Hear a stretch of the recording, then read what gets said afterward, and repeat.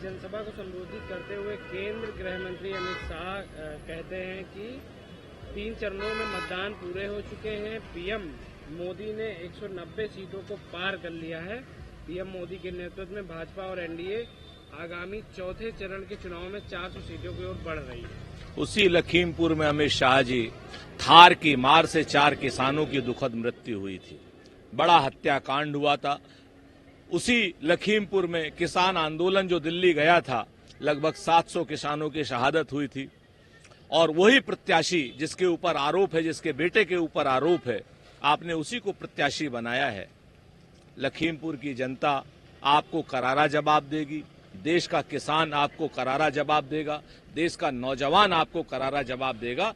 और इस बार आप जो हैं सशक्त विपक्ष की भूमिका में आएंगे। हम आपको अग्रिम शुभकामनाएं देते हैं। बहस करने के लिए समय और तारीख चुने।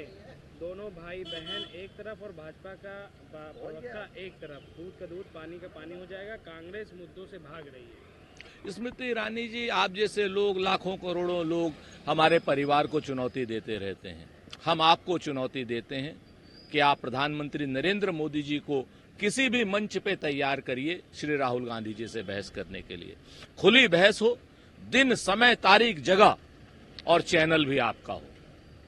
एक बार बहस हो जाए तो आपको पता चल जाएगा कि कौन मुद्दों पर बात कर रहा है और कौन फिजूल की बात कर रहा है, कौन मंगलसूत्र पर बात कर रहा है, कौन हिंदू मुसलमान पर बात कर रहा है। हम तो बेरोजगारी पर बात कर रहे हैं स्मृति जी, हम तो क्या नाम महिलाओं की सुरक्षा पर बात कर रहे हैं, महंगाई पर बात कर रहे हैं। और आप लोग मंगलसूत्र पर, गाय पर, भैंस पर, इन पर बात कर रहे हैं। और हाँ, भैंस को ससम्मान 4 तारीख को हम लोग दिल्ली भेजेंगे। हम कोई भैंस नहीं लेंगे, कांग्रेस पार्टी कोई भैंस नहीं लेगी।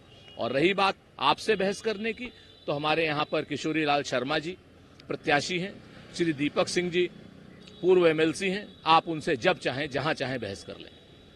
कि हम एक झटके में गरीबी हटा देंगे। राहुल गांधी, आपको अपना ट्रैक रिकॉर्ड देखना चाहिए। आपकी दादी ने एक झटके में आपातकाल लगाया था। आपके पिता ने एक झटके में ही 3 तलाक को फिर से लागू कर दिया था। अब अमित शाह जी को शायद इतिहास का ज्ञान नहीं है। अमित शाह जी इस तरीके की बहकी बहकी बातें कर रहे हैं, चुनाव से डर कर, हताश होकर, निराश होकर के। 3 तलाक हम क्यों लगाएंगे? खाम खा की बात करना अमित शाह जी। चुनौती देता हूं अमित शाह जी को, या तो वो राजनीति छोड़ दें अगर हमने 3 तलाक लगाया हो, या हम राजनीति छोड़ देंगे। कैसी बातें करते हैं ये लोग, फिजूल की बातें। चुनाव में हिंदू मुसलमान करने के लिए फिजूल की बातें करते हैं। हमने तो पीएसयू बनाए थे अमित शाह जी, हमने तो एक पाकिस्तान के 2 पाकिस्तान किए थे अमित शाह जी। बैंकों का राष्ट्रीयकरण किया था। उन बैंकों का जो आप बेच रहे हैं, उन पीएसयू हमने बनाए थे जो आप बेच रहे हैं।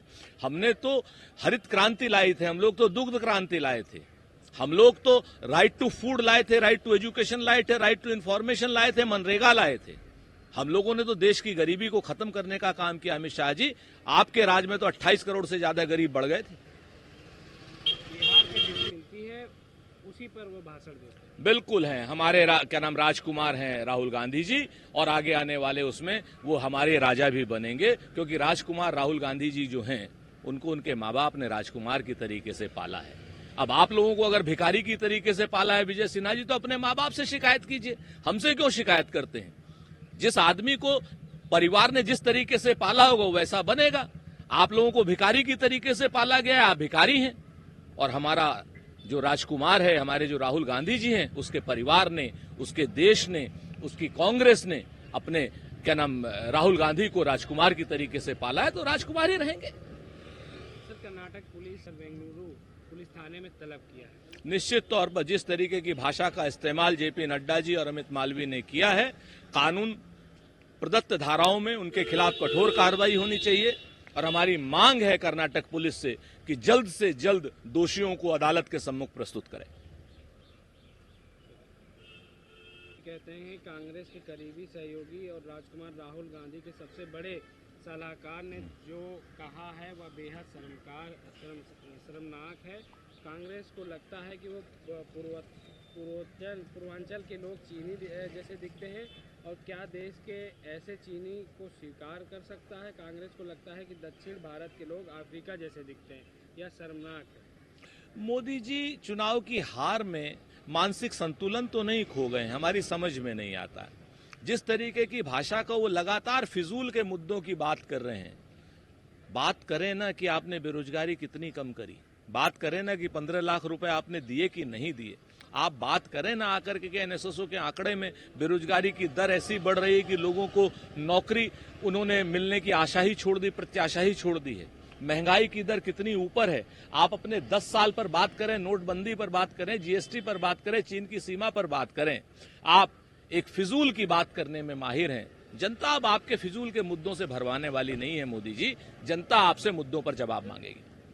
कांग्रेस के पूर्व नेता का नहीं बल्कि राहुल गांधी का बयान, सैम पित्रोदा जी के बयान को लेकर के जो प्रमोद कृष्णन कह रहे हैं वो कहीं ना कहीं अपना मानसिक संतुलन खो चुके हैं, चूंकि वो अमरोहा से शायद चुनाव लड़ना चाहते थे और नरेंद्र मोदी जी ने उनको टिकट नहीं दिया। तो अब वही बात हो गई कि भंडारा खाने के लिए प्रमोद कृष्णन जी अंदर गए, खाना खत्म हो गया, बाहर आए तो चप्पल चोरी हो गई। अब आज की डेट में प्रमोद कृष्णन जी का हाल वो है कि ना घर के हैं ना घाट के हैं, तो अब अपना सिर्फ बयान देकर के नरेंद्र मोदी जी के सामने नाचना गाना चाहते हैं। नाचें गाएं प्रमोद कृष्णन जी, आपको स्वतंत्रता है, फिजूल की बातें करें। आप कभी मुद्दों पर बात मत करना, महंगाई पर बात मत करना, बेरोजगारी पर बात मत करना, आप कभी मुद्दों पर बात मत करना। ईश्वर आपको की रक्षा करेगा, ईश्वर आपको अच्छे संस्कार देगा, अच्छी संगत दे, ऐसी हमारी अपेक्षा है।